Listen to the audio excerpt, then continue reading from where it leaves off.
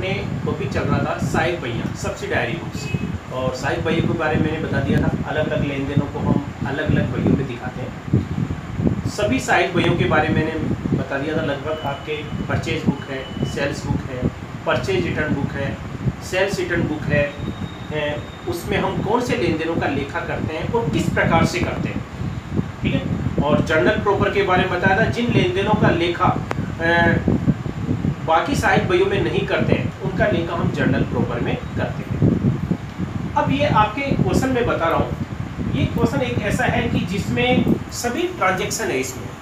इसमें ऐसे ट्रांजैक्शन है जिनका लेखा हम परचेज बुक में भी करेंगे, सेल्स बुक में भी करेंगे, परचेज रिटर्न बुक में भी करेंगे और सेल्स रिटर्न बुक में भी करेंगे। और हो सकता है कि कोई ट्रांजैक्शन ऐसा भी हो जिसका लेखा उन पहियों में नहीं होता है, तो जर्नल प्रॉपर में लेखा करना पड़ेगा।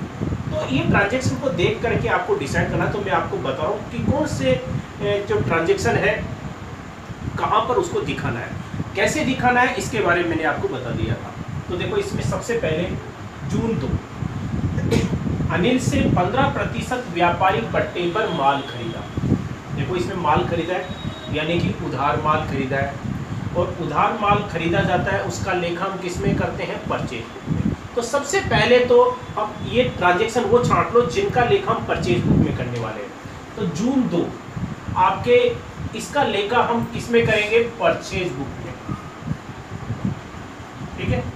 अब इसके अलावा उधार खरीदे गए माल का लेखा परचेज बुक में करते हैं। और देखो, इसमें कौन सा माल खरीदा है, ये देखो 17 जून को देखा देवेंद्र से माल खरीदा, ठीक है। ये भी आपके किस में आ जाएगा, परचेज बुक में। उधार खरीदे गए माल का लेखा हम परचेज बुक में करते हैं, तो ये भी आपके परचेज बुक में आ गया। अब इसके अलावा देखो और कोई परचेज बुक है क्या इसमें, इसके अलावा माल बेचा है, दान में दिया है, लौटाया है, और कोई नहीं है। यानी कि इसमें परचेज बुक के केवल 2 ही ट्रांजैक्शन है। पहले अनिल से हमने माल खरीदा है और दूसरा देवेंद्र से माल खरीदा है 40,000 रुपये का।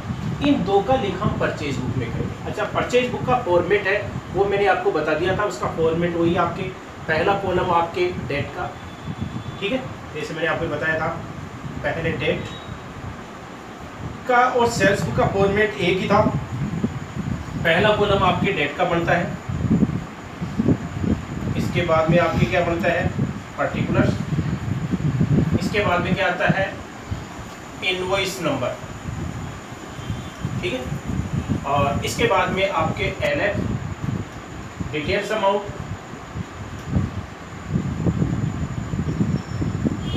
और टोटल अमाउंट। ये इसका फॉर्मेट है। परचेज बुक का सेल्स बुक का दोनों का एक फॉर्मेट है। तो अनिल से माल खरीदा, डेट डाल देंगे जून 2, ऊपर नाम आ जाएगा अनिल अंडरलाइन करके। माल की कोई डिटेल नहीं है, तो माल का केवल मूल्य लिखेंगे हम डिटेल्स अमाउंट में, कितना है 60,000। 15% पट्टा, लेस ट्रेड डिस्काउंट, 15% 60,000 में से लेस करके दिखा देंगे, वो किस में आ जाएगा, टोटल अमाउंट में, ठीक है। दूसरा ट्रांजैक्शन परचेज बुक का है, ये था देवेंद्र से माल खरीदा। तो इसमें 17 जून 17 देवेंद्र, ठीक है। इसके अलावा माल का कोई डिस्क्रिप्शन, कोई वर्णन नहीं है, और इसमें कोई डिस्काउंट भी नहीं है। डायरेक्ट इसको 40,000 रुपये टोटल अमाउंट में दिखा देंगे, टोटल आ जाएगा, वो परचेज बुक का टोटल हो जाएगा। परचेज अकाउंट दिया, ये तो हो जाएगा परचेज। अब इसके बाद में देखो आपके सेल्स की, देखो सेल्स बुक में कौन सी ट्रांजैक्शन है। सेल्स बुक में हम कौन से ट्रांजैक्शन दिखाते हैं, उधार विक्रय किए गए माल का लेखा हम सेल्स बुक में करते हैं, ठीक है। तो उधार जो माल बेचा है, देखो एक तो दे रखा है 23 जून को सीताराम को उधार माल बेचा, इसका लेखा हम किस में करेंगे, सेल्स बुक में। तो एक तो आपके ये ट्रांजैक्शन आ जाएगा सेल्स बुक में। और इसके अलावा इसमें ये है 6 जून को नवनीत को माल बेचा, ये भी किस में आ जाएगा, आपके सेल्स बुक में। यानी कि 2 ट्रांजैक्शन है। तो सेल्स बुक का आपके वही फॉर्मेट बढ़ जाएगा जैसे मैंने बताया था आपको, माल का कोई वर्णन नहीं है। तो सबसे पहले 6 जून, ऊपर नाम लिख देंगे नवनीत, माल का कोई वर्णन नहीं है, कितना है 70,000। 70,000 डिटेल्स अमाउंट में लिख करके less trade discount, trade discount कितना 10%, 70,000 का 10% 7,000 रुपये लेस कर देंगे, 63,000 जो आएगा उसको हम किस में दिखा देंगे, टोटल अमाउंट में दिखा देंगे। ठीक है, ये आपके सेल्स बुक का हो जाएगा। यानी कि दूसरा ये आपके सीताराम का नाम आ जाएगा, सीताराम, इसमें कोई डिस्काउंट नहीं है, 50,000 रुपये डायरेक्ट टोटल अमाउंट में दिखा देंगे, फिर उसका टोटल आ जाएगा। सेल्स का हम टोटल करेंगे, नीचे लिख देंगे सेल्स अकाउंट CR, दो ही ट्रांजेक्शन है, माल का कोई वर्णन नहीं है। तो परचेज बुक और सेल्स बुक को हम इस प्रकार से दिखा देंगे। अच्छा, बाकी जो दोनों रिटर्न बुक है, परचेज रिटर्न बुक और सेल्स रिटर्न बुक, उनमें और अंतर क्या है परचेज बुक सेल्स बुक में, कि एक कॉलम का डिफरेंस पड़ता है। इसमें हम क्या करते हैं, इनवॉइस नंबर कॉलम आता है और उसमें है क्या आता है आपके डेबिट क्रेडिट नोट नंबर, बस ये डिफरेंस आता है ऑप्शन में। परचेज सेल्स बुक में हम इनवॉइस नंबर का कॉलम लिखते हैं और परचेज रिटर्न और सेल्स रिटर्न बुक में इस कॉलम की जगह क्या लिखते हैं, डेबिट क्रेडिट नोट नंबर। ठीक है, तो वो आता है, बाकी कॉलम वैसे की वैसे, दिखाने का तरीका अपना वैसा ही है। तो देखो परचेज बुक और सेल्स बुक का मैंने बता दिया। अब देखो इसके बाद में purchase return book. Purchase return book में हम कौन से ट्रांजैक्शन दिखाते हैं, उधार खरीदे गए माल को यदि हमने रिटर्न कर दिया, वापस कर दिया है, तो उसका लेख हम परचेज रिटर्न बुक में करते हैं। तो देखो इसमें सबसे पहले देखो, ये देखो अनिल को माल लौटाया, अनिल से हमने माल खरीदा था और अनिल को माल लौटाया है, तो purchase return book.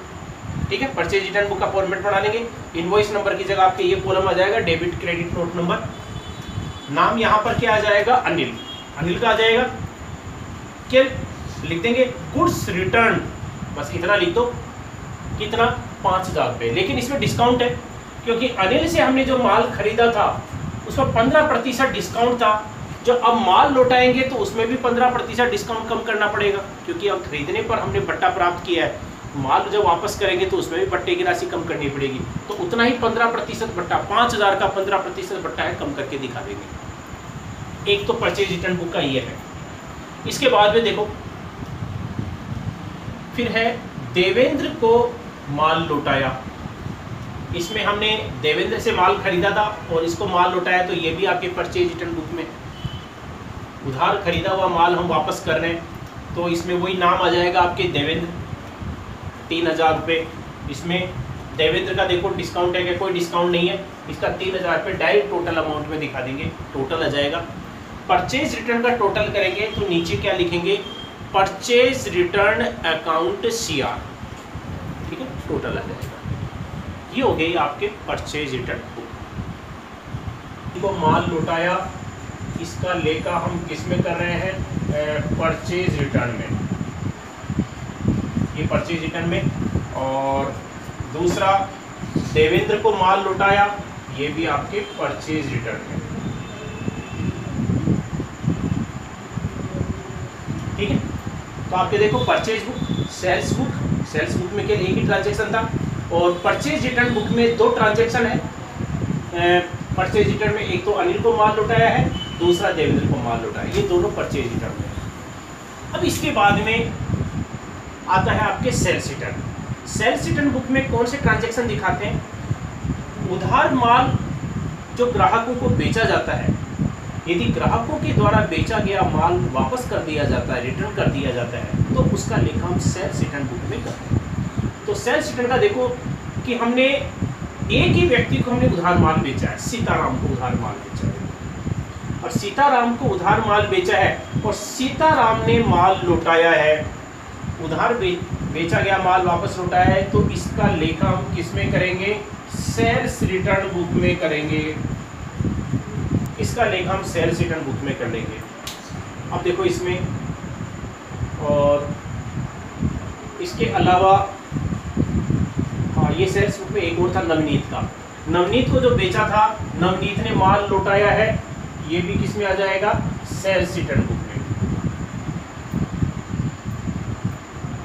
Sales return book में हमारे दो ट्रांजैक्शन है, नवनीत ने माल लौटाया क्योंकि हमने उसको माल बेचा था, इसका लेखा सेल्स रिटर्न बुक में कर देंगे, और एक है सीताराम ने माल लौटाया, इसका लेखा सेल्स रिटर्न बुक में कर देंगे। ठीक है, दिखाने का तरीका वैसा ही है, इसमें और कोई डिफरेंस नहीं है।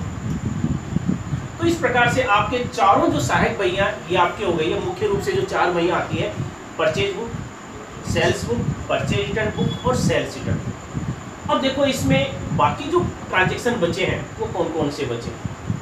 देखो इसमें जिनका लेखा हमने इन चारों में नहीं किया है। अब देखो एक आता है आपके माल दान में दिया। माल दान में दिया, इसका लेखा हम न परचेज बुक में कर सकते हैं, न सेल्स बुक में कर सकते हैं, न रिटर्न बुक में कर सकते हैं। यानी कि इनका लेखा चारों सहायक बही में नहीं कर सकती। अच्छा, कैश में भी ट्रांजैक्शन नहीं हुआ है तो इसका लेखा कैश बुक में भी नहीं कर सकते हैं। तो इसका लेखा हम किस में करेंगे? जर्नल प्रॉपर में करेंगे। माल दान में दिया, इसको हम क्या बोलते हैं? चैरिटी।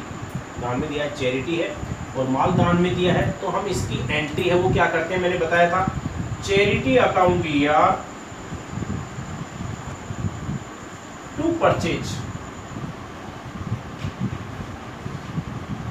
ये एंट्री हो जाएगी। माल दान में दिया, किसी भी कारण से नुकसान होता है तो नुकसान को अवास्तविक खाते के नियम के अनुसार डेबिट करते हैं, तो चैरिटी दान है, नुकसान है, इसको डेबिट कर देंगे।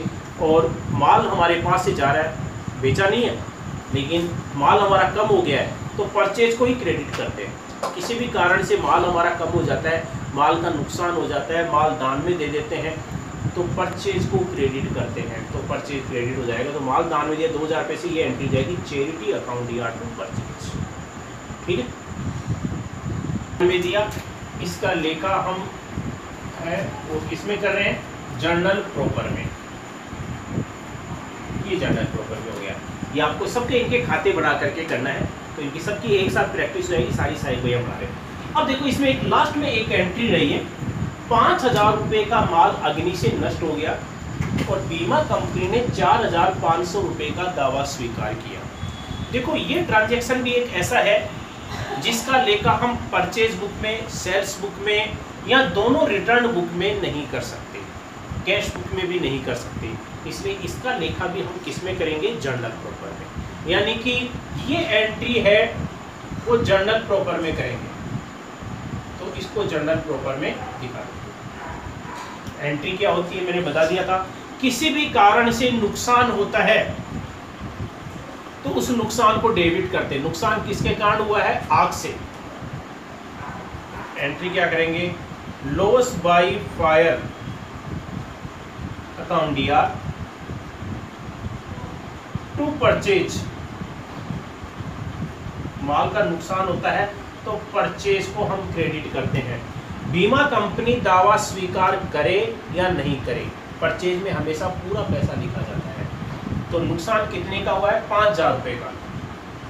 माल आग से 5000 रुपये का जला है, बीमा कंपनी पूरे का दावा स्वीकार करती है या नहीं करती है या आधा करती है, परचेज को हमेशा टोटल राशि से ही करेंगे क्रेडिट। ठीक है, इसमें तो ये एंट्री आ गई। लेकिन अब देखो इसमें बीमा कंपनी ने 4500 रुपये का दावा स्वीकार कर लिया, जितने का दावा स्वीकार कर लिया उतना नुकसान बीमा कंपनी का हो गया, तो उतनी राशि से इंश्योरेंस कंपनी को हम डेबिट कर देंगे।